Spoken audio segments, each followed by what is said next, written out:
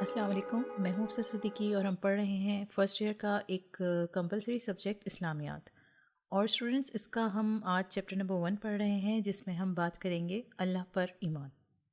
Students, ہم نے اپنے پچھلے لیکچر میں سمجھا تھا کہ اسلام کے بنیادی عقائد کون کون سے ہیں، اور ان تمام عقائد کی بنیاد اللہ پر ایمان لانے سے ہی شروع ہوتی ہے۔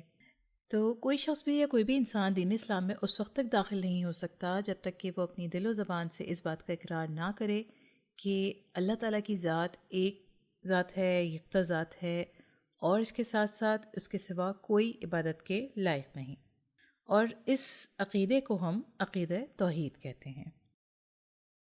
اسٹوڈنٹس، توحید کے لغوی معنی ہیں ایک ماننا، یکتا جاننا، اور اگر اس کو آپ دین کی اصطلاح میں سمجھنا چاہیں تو توحید کا مطلب ہے کہ جس نے اس دنیا کو بنایا اس کو نہ صرف دنیا بلکہ اپنا بھی پروردگار ماننا، اس کو ایک ماننا، کسی کو اس کا ساتھی یا اس کا شریک نہ ماننا، اس بات کو دل اور زبان سے تسلیم کرنا کہ اس کی ذات بے مثال ہے اور صرف ایک اللہ ہی ہے جو عبادت کے لائق ہے۔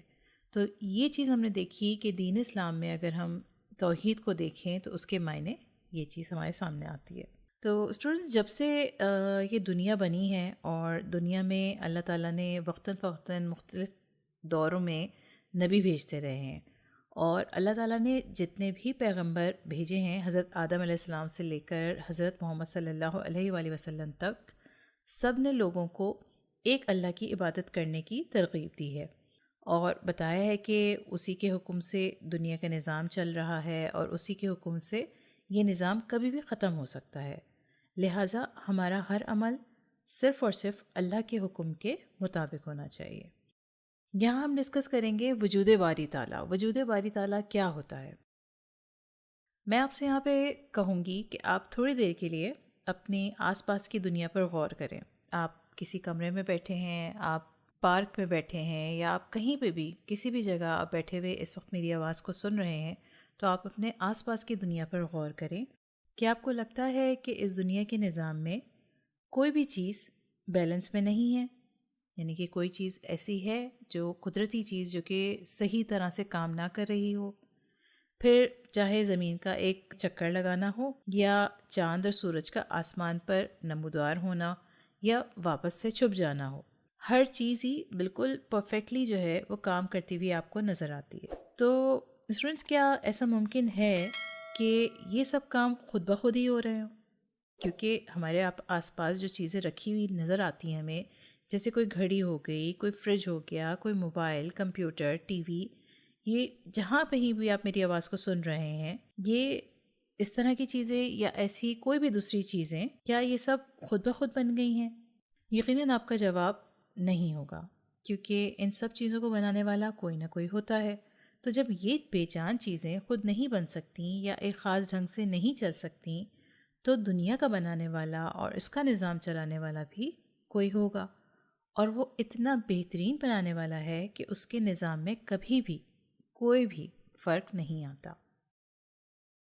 قرآن مجید کی سورہ ملک آیت نمبر 3 میں اللہ تعالیٰ فرماتا ہے، تو رحمان کی صنعت میں کوئی فطور نہیں دیکھے گا، پھر نگاہ ڈال کر دیکھ لے، کیا کہیں تجھ کو کوئی خلل نظر آتا ہے؟ یہاں اللہ تعالیٰ ہمیں چیلنج کر رہا ہے کہ ہم کوئی ایک خرابی بھی اللہ کے نظام میں نکال کر دکھائیں۔ کیا ایسا ممکن ہے کہ اللہ کے نظام میں آپ نے کبھی کوئی غلطی یا بھول دیکھی ہو؟ ایک اور جگہ سورہ یاسین میں اللہ تعالیٰ فرماتے ہیں، نہ سورج کی مجال ہے کہ چاند کو جا پکڑے، اور نہ رات دن سے پہلے آ سکتی ہے، اور سب ایک ایک دائرے میں تیر رہے ہیں۔ اس آیت کو بہت غور سے سمجھیں۔ دیکھیں، جب آپ کوئی چیز بناتے ہیں، بالفرض ہم کسی ڈش یا پینٹنگ کی بات کر لیں، تو آپ کو اس ڈش میں موجود ہر انگریڈینٹ کے بارے میں پتہ ہوتا ہے کہ آپ نے کتنا یوز کیا ہے اور اس کا کیا ٹیسٹ ملے گا۔ اور ایسے ہی کسی پینٹنگ کو تیار کرنے میں بھی آپ کو پتہ ہوتا ہے کہ آپ نے کس رنگ کا استعمال کیا ہے اور کیا اس کے رزلٹس آئیں گے۔ بالکل اسی طرح اللہ تعالیٰ بھی ہمیں اپنی اس آیت کے ذریعے اس دنیا کا خالق ہونے کا اظہار کر رہا ہے، کیونکہ وہ جانتا ہے کہ اس نے جو وقت سورج، چاند، ستاروں کا طے کر دیا ہے وہ اس سے آگے پیچھے ہو ہی نہیں سکتے۔ ٹھیک ہے، تو ایک سمپل سی بات ہے، جس نے جو چیز بنائی ہے اس کو پتہ ہوتا ہے کہ وہ کس طرح سے اس کے کیا اس کا فنکشنز ہوں گے، کیا اس کے فیچرز ہوں گے. بالکل اسی طریقے سے جب اللہ تعالیٰ نے یہ دنیا بنائی تھی تو اللہ تعالیٰ نے کچھ چیزیں ڈیسائیڈ کی تھیں کہ کس طرح سے زمین کا چکر کس طرح سے ہوگا، سورج کیسے نکلے گا، غروب کیسے ہوگا، چاند کی کیا موومنٹس، کیا فیزز ہوں گے الگ الگ. یہ سب چیزیں اللہ تعالیٰ نے ڈیسائیڈ خود سے کی ہوئی ہیں. ٹھیک ہے، تو اس کے اندر ہم کسی قسم کی کوئی بھول چک نہیں دیکھتے. اسی طرح سے سورہ ال عمران آیت نمبر 190 میں اللہ تعالیٰ فرماتا ہے، بے شک آسمانوں اور زمین کی پیدائش اور رات اور دن کے بدلتے رہنے میں عقل والوں کے لیے نشانیاں ہیں. یہاں اللہ پاک نے ہمیں صاف صاف الفاظ میں کہا ہے کہ آسمان اور زمین کا ہونا ہی ایک غیر معمولی نشانی ہے اللہ کے وجود کی. کیا کوئی عقل اور شعور والا انسان اس بات سے انکار کر سکتا ہے کہ یہ زمین اور آسمان بغیر کسی کے بنائے خود وجود میں آ گئے؟ اسٹوڈنٹس، اللہ نے اپنے انبیاء کو دنیا میں دین پھیلانے بھیجا، یہ بات تو ہم سب جانتے ہیں. اور جب حضرت محمد صلی اللہ علیہ وآلہ وسلم دنیا میں تشریف لائے تو لوگ بے انتہا جہالت اور کفر میں مبتلا تھے، صحیح اور غلط کا فرق بھولے بیٹھے تھے. لیکن جب بھی کسی بھی قوم پر مصیبت پڑتی، اب چاہے وہ ہمارے نبی کریم صلی اللہ علیہ وآلہ وسلم کی قوم کی بات کی جائے یا حضرت آدم علیہ السلام سے لے کے جتنے بھی انبیاء ہیں ان کی قوموں کی بات کی جائے، تو ان کے اوپر جب کبھی بھی کوئی بھی ان کے اوپر مصیبت آتی تو وہ خود ساختہ خداؤں کی طرف بھاگتے تھے، یعنی کہ ان کے خود کے بنائے ہوئے جو خدا تھے. تو ہم یہ کہہ سکتے ہیں کہ ایک کافر بھی یہ جانتا ہے کہ یہ دنیا اور اس کا نظام کوئی نہ کوئی تو ضرور چلا رہا ہے، اور وہی اس کا پروردگار بھی ہے اور ساتھ میں مددگار بھی. اسی وجہ سے اسی سوچ کے ساتھ وہ ہر دفعہ جو ہے وہ مدد کے لیے اپنے پروردگار کی طرف بھاگتا ہے. قرآن مجید کی سورہ طور آیت نمبر 35 اور 36 میں اللہ تعالیٰ فرماتا ہے، کیا یہ لوگ یعنی کہ انسان بغیر کسی کے پیدا کیے پیدا ہو گئے ہیں، یا یہ کہ خود اپنے خالق ہیں، یا انہوں نے آسمانوں اور زمین کو پیدا کر لیا ہے؟ اصل یہ ہے کہ یہ یقین نہیں رکھتے. آپ لوگ دنیا کے کسی بھی کونے میں چلے جائیں، انسان کچھ مقامات پر بالکل بے بس ہوتا ہے. بالکل اسی طرح کیا کوئی انسان اپنے آپ کو پیدا کرنے پر قادر ہو سکتا ہے؟ یقیناً نہیں، اور یہ بات ہر عقل والا مانتا ہے. لیکن اس کا یقین، اس کا ایمان مختلف ہوتا ہے. یعنی کہ جس نے یہ بات اپنی زبان اور دل سے تسلیم کی ہے کہ ساری دنیا اور اس کا نظام ایک اللہ کے ہاتھ میں ہے، تو وہ مسلمان کہلائے گا. لیکن اگر کوئی اللہ کے وجود سے یا اللہ کے ساتھ کسی کو شریک بناتا ہے، اس کو کافر کہا جاتا ہے. اسی طرح اللہ تعالیٰ سورہ ال عمران فرماتا ہے، آپ کہیے وہ کون ہے جو تم کو نجات دے دیتا ہے خشکی اور تری کے اندھیروں سے، کہ تم اس کو پکارتے ہو آہوزاری کرتے ہوئے اور چپکے چپکے. اگر اللہ تعالیٰ نے ہمیں اس مصیبت سے نجات دے دی تو ہم شکر گزاروں میں سے ہو جائیں گے. کہہ دیجئے اللہ ہی تم کو ان مصیبتوں سے نجات دیتا ہے اور ہر غم سے، پھر بھی تم شرک کرنے لگتے ہو. اس آیت میں اللہ تعالیٰ شرک کرنے والوں سے مخاطب ہے.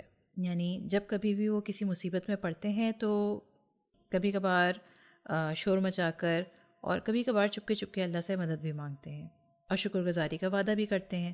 لیکن جیسے ہی اس مشکل سے نکلتے ہیں اپنے سارے وعدے بھول جاتے ہیں اور واپس اپنی اسی روش پہ آ جاتے ہیں. تو اسٹوڈنٹس، یہ آیت صرف کافروں کے لیے نہیں بلکہ ہمارے لیے بھی ایک اہم آیت ہے. آپ تصور کریں ہم میں سے کتنے لوگ ایسے ہوں گے جو اپنی پریشانی یا کسی مشکل کے وقت پر اللہ کے آگے گڑ گڑا کر معافی بھی مانگتے ہیں اور وعدہ بھی کرتے ہیں کہ اپنے تمام غلط کاموں کو چھوڑ دیں گے. لیکن جیسے جیسے وہ اس مشکل سے نکلتے جاتے ہیں تو وہ واپس نافرمانی کی طرف آ جاتے ہیں. تو یہاں ہم آج کا ٹاپک ختم کریں گے. وجود باری تعالیٰ کا ٹاپک ہم نے یہاں پہ پڑھا، اور میں آپ سے چاہوں گی کہ آپ لوگ بھی تھوڑا سا اس کے اوپر غور و فکر کریں کہ اللہ کا وجود کیا ہے، یہ کائنات کس کس طرح سے اللہ کے خالق ہونے کی دلیل دیتی ہوئی نظر آتی ہے ہمیں. اور کمنٹس میں مجھے 3 پوائنٹس میں یہ بھی ضرور بتائیں کہ اللہ کے وجود کو ایک ماننے میں ہماری بھلائی کیسے چھپی ہے. امید ہے آج کا لیکچر آپ لوگوں کو اچھی طرح سمجھ آیا ہوگا، اور اگر آپ کا کوئی بھی سوال ہے آج کے لیکچر کے حوالے سے تو فیس بک پہ، انسٹاگرام یا کمنٹ سیکشن میں اپنے سوالات پوچھ سکتے ہیں. اگر یہ ویڈیو پسند آئی ہے تو اس ویڈیو کو لائک ضرور کریں اور اپنے دوستوں کے ساتھ شیئر ضرور کریں. اللہ حافظ.